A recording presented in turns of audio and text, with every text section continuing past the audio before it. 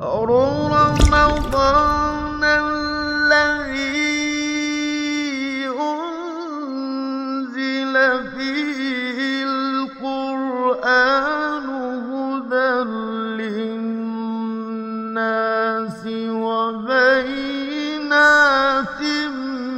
من الهدى والفرقان.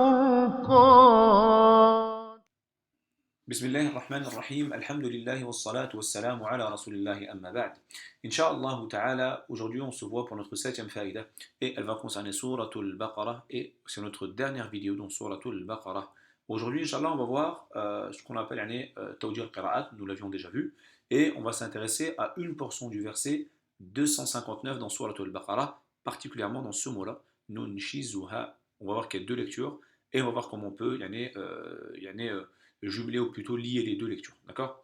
Alors, à savoir avant ça que l'histoire, le verset 259 nous raconte, Allah subhanahu wa ta'ala nous raconte l'histoire de l'homme qui est passé à côté d'une ville qui était en ruine et qui s'est assis au pied d'un arbre.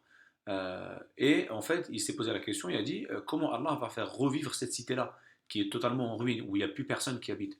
Et en fait, Allah subhanahu wa ta'ala l'a fait mourir.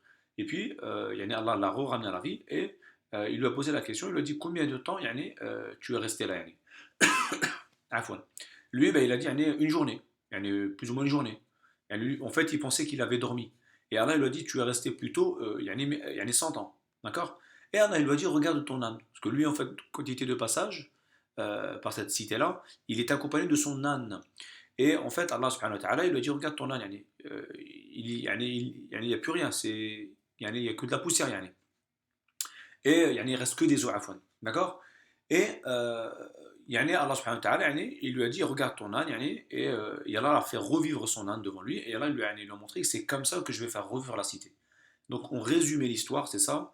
Je vous invite à retourner au tafasir, aux exégèses, pour retrouver l'histoire au complet. Et les kutub qui racontent les histoires du Coran. D'accord. Donc nous on va s'intéresser à ce verset-là. Et particulièrement à ce moment-là, Nun Shizuha, encore Allah il a dit, et regarde les eaux, comment Nun Shizuha. Ensuite, nous allons la recouvrir de chair. D'accord. Et en fait, le mot Nun Shizuha, il est venu avec deux lectures. La première, Nun Shizuha, d'accord, et ça c'est la lecture de Hafs.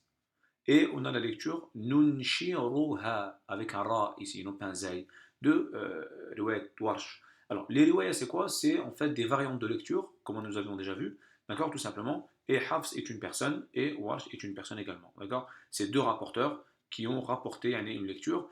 En fait, ces rapporteurs-là étaient connus pour lire comme ça, Nun Shizuha. Donc, les gens, en fait, disent, en fait, on rapporte la lecture de Hafs, d'accord, et puis c'est resté, son nom est resté comme étant le nom d'une lecture, d'accord.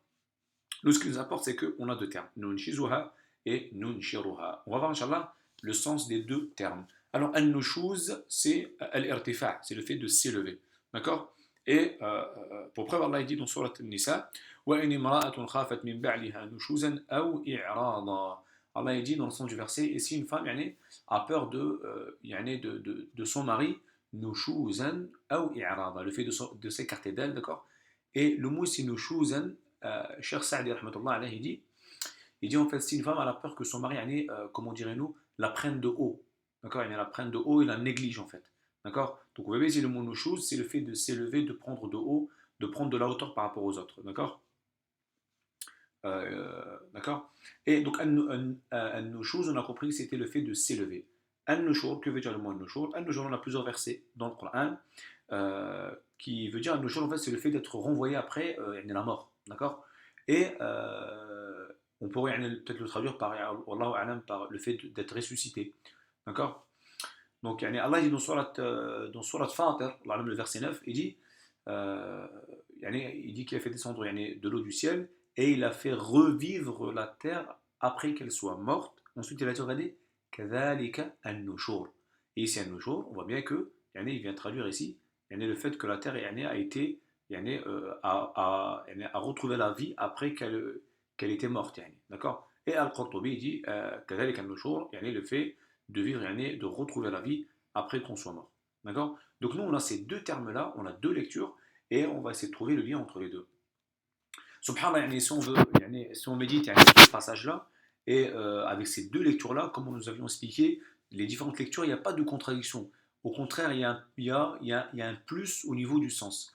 Et en fait, ici, si tu te poses la question, lorsque Allah il a dit à la personne qui était assise, et yani, dont l'âne était mort, et qui s'est posé la question comment Allah va faire revivre yani, les morts après être mort, Allah subhanahu wa ta'ala, yani, il lui a dit regarde ton âne, et à un moment donné, il lui a dit regarde les eaux, yani, comment on va la ramener à la vie, ou plutôt comment l'âne va te ramener à la vie. D'accord, hein. Et donc, yani, ici dans la lecture de Nunshiruha, c'est ramener à la vie. D'accord, comment on va le faire revivre. Mais si tu te poses la question, mais comment Allah il va commencer yani, par le faire revivre.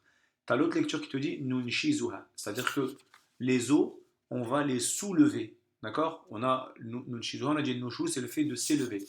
Eh ben, en fait, dans cette lecture-là, on comprend que les eaux vont être élevés, vont être, yani, vont être assemblés les uns par rapport aux autres, ou avec les autres, pardon, et ensuite, Allah dit dans le verset d'après, et ensuite on va les recouvrir yani, de chair. D'accord. Donc les eaux, si tu veux recomprendre, yani, t'imaginer yani, la scène, on a la lecture de Nun Shizuha qui nous informe que les eaux vont être, yani, vont s'élever, vont être, yani, vont être yani, compactes, yani, ou plutôt ils vont s'unir, ils vont être rassemblés, et ensuite Allah va mettre yani, yani, la chair. D'accord. Et c'est comme ça qu'il qui va faire revivre yani, les morts. D'accord. Donc ici on voit que les deux lectures, en fait, subhanallah, on vient récupérer un sens en plus dans la manière dont Allah subhanahu wa ta'ala yani, a fait revivre l'âme yani, de cette personne-là. Donc yani, c'est la faïda d'aujourd'hui. Alhamdulillah, ala kulli hal. On va s'arrêter là بإذن الله. هذا والله تعالى أعلى وأعلم. وسبحانك اللهم وبحمدك أشهد أن لا إله إلا أنت أستغفرك وأتوب إليك. بارك الله فيكم والسلام عليكم ورحمة الله وبركاته.